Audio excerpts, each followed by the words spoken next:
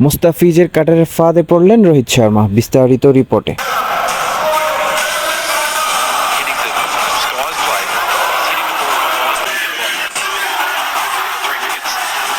Stadium জুড়ে শুধু একটাই নাম, মুস্তাফিজ মুস্তাফিজ মুস্তাফিজ। বাঁচা মরার ম্যাচে মুস্তাফিজের অবিশ্বাস্য বোলিং, নিজের প্রথম ওভারেই চমক দেখালেন কাটার মাস্টার, মাত্র 3 রান দিয়ে তুলে নিলেন রোহিত শর্মাকে। প্লে অফ নিশ্চিতে আজ মুম্বাইয়ের বিপক্ষে মাঠে নেমেছেন দিল্লি।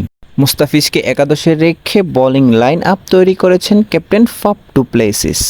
আজ বোলিংয়ে নেমে প্রথম 2 ওভারে রান আটকাতে পারেনি দিল্লির বোলাররা, আর তখনই বোলিংয়ে আসেন মুস্তাফিজুর রহমান। নিজের সেরা অস্ত্র স্লোয়ার কাটার দিয়ে দিশেহারা করে তোলেন মুম্বাইয়ের 2 ওপেনারকে।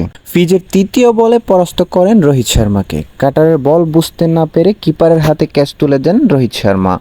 নিজের প্রথম ওভারটি শেষ করেন মাত্র 3 রান দিয়ে।